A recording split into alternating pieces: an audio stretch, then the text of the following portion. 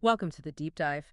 Today, we're taking a look at some selected passages from Surat Hud and Surat Yusuf. Two really rich chapters from the Quran. Exactly. And we want to explore what they tell us about, divine messages, how people react, and the consequences, belief, accountability, that sort of thing. Right, there's a lot packed in there. Divine speech, stories about prophets, discussions of faith. It is quite a range. So, our goal really is to pull out the key insights, make them clear and engaging, but without getting totally bogged down in every single detail. Absolutely. Think of it as looking for the patterns, the um, cause and effect that runs through these narratives, action, consequence, all framed by this idea of a divine path. Okay, patterns and wisdom. I like that.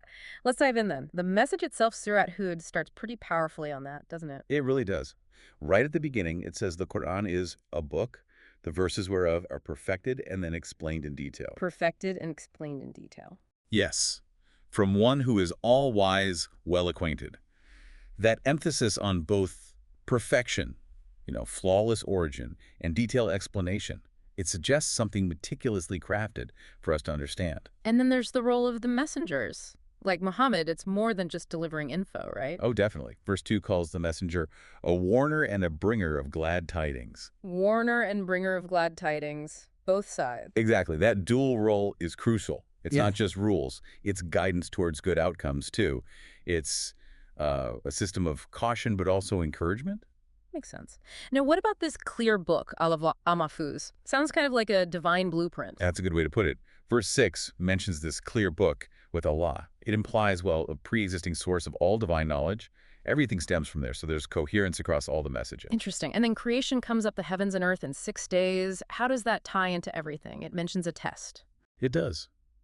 Verse 7 lays it out.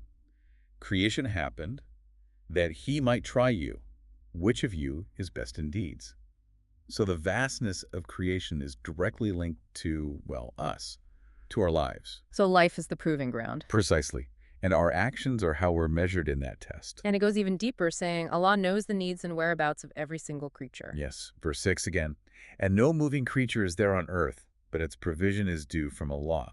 And he knows its dwelling place and its deposit. It reinforces this idea of a universe completely under divine knowledge and care. Nothing's missed. Okay, so we've got this perfect, detailed message originating from ultimate knowledge, linked to the purpose of creation itself. How do people actually respond to it? Seems like it's complicated. Very much so. The surahs show a whole spectrum. You definitely see resistance. Verse 5 mentions people who fold up their covers that they may hide from him. Trying to hide from God. Yeah, it speaks volumes, doesn't it? That Yeah. discomfort, that rejection of the message manifesting as trying to sort of conceal oneself. It's a fascinating look at denial. And then there's the impatience, the mockery about punishment. Like, well, where is it then? Exactly. Verse 8 has them asking, what keeps it back? It shows a very limited view of divine timing, of wisdom. It's quite human, wanting immediate proof or dismissing threats that aren't right in your face. You see that impatience everywhere, really. True. But what about the flip side? The believers, how do they respond? Well, verse 3 highlights seeking forgiveness and turning in repentance. It's an active engagement. Acknowledging faults, striving to change, that's shown as the key response. And there's a promise attached to that. Yes, good enjoyment for a term appointed and abounding grace. A strong incentive for that kind of active faith. It's quite insightful how these verses also touch on just basic human psychology, how we handle good times versus bad times. Absolutely. Verses 9 and 10 talk about this. Get some mercy, some ease, and people can become boastful, forget the hard times. Then hardship hits after ease, and suddenly it's despair. A bit of emotional whiplash. Kind of, yeah. It shows our tendency to get caught up in the immediate present, maybe lose perspective. But crucially, there's an exception mentioned, people who react differently. Right. Verse 11 is the counterpoint. Those who show patience and do righteous good deeds. That combination. Patience and good deeds. Theirs will be forgiveness and a great reward. It suggests that perseverance and consistent goodness are the way to navigate life's ups and downs, leading to inner stability and, well, that ultimate reward. Okay, now let's get into the stories. The surahs are packed with them. Noah, for instance. His story really seems to highlight that long, hard struggle against disbelief, doesn't it? It really does. Noah's story is all about the challenge of delivering that message for ages, facing constant rejection, even mockery. That says a lot about the kind of resilience needed. And the ark. When the punishment is imminent, the command to build it feels like a very direct intervention for those who listened. It's a powerful symbol of divine mercy, isn't it? Salvation offered right when destruction is looming. It really underscores why paying attention to that divine guidance matters. And the flood itself, the detail that belief or lack of it separated even family members, that's pretty stark. It's profoundly significant. It shows that, in the end, the bond of faith can be stronger or at least more decisive than blood ties. Noah's son wasn't saved because he rejected the message. Raises big questions about loyalty, priorities. Definitely. And when Noah pleads for his son, Allah's response reinforces that divine justice is based on criteria, on knowledge that we don't fully have. It's about faith and actions, not just family connections. Okay, moving through the stories. Ad and Thamud, what's the takeaway there? It seems pretty direct. Their stories are stark warnings, really. Got destroyed by a storm, Thamud by an awful cry. They represent what happens when whole communities just dig in their heels and reject the messengers and the message. It's about societal collapse when truth and justice are ignored. Then we shift to Abraham.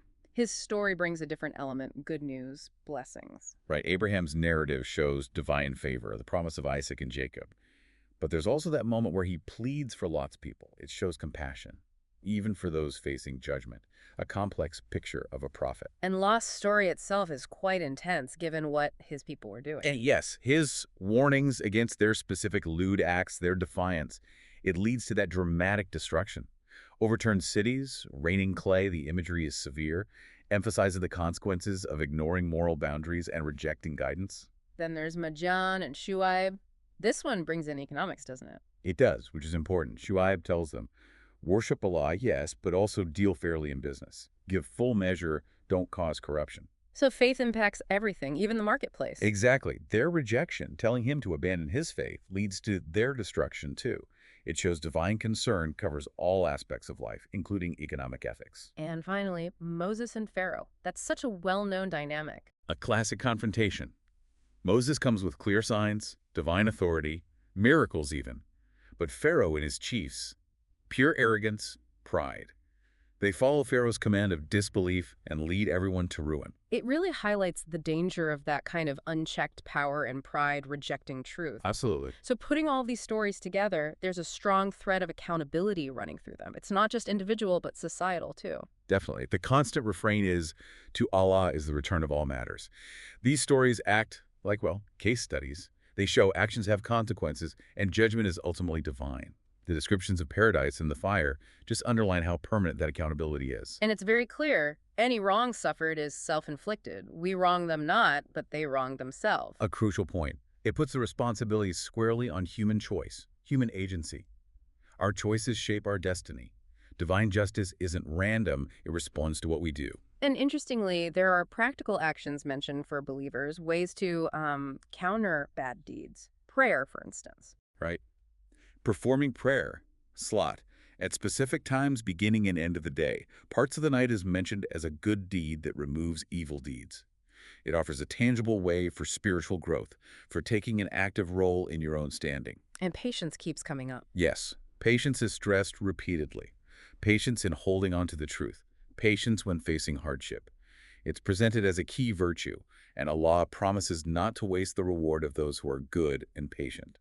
There's also that sense that things unfold on a divine timescale according to a wisdom we might not get. Exactly. The idea that punishment might have come sooner if not for pre-existing decrees or a set term, it suggests a larger plan, a deeper wisdom guiding events.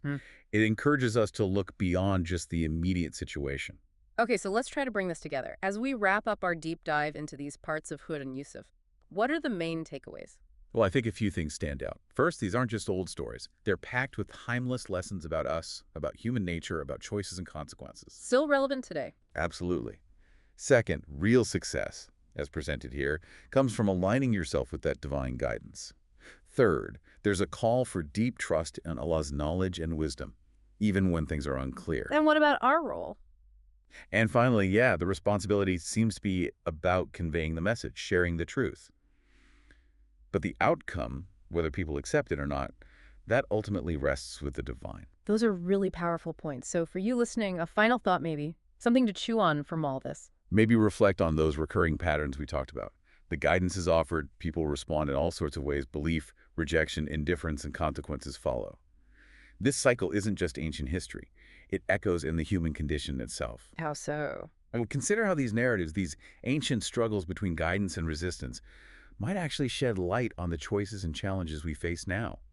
How relevant is that call to heed warnings, to act righteously in our own time? Something to think about. A very relevant question indeed. A great point to end on. Thanks for joining me for this exploration. My pleasure. And thank you for listening to The Deep Dive. We'll catch you on the next one.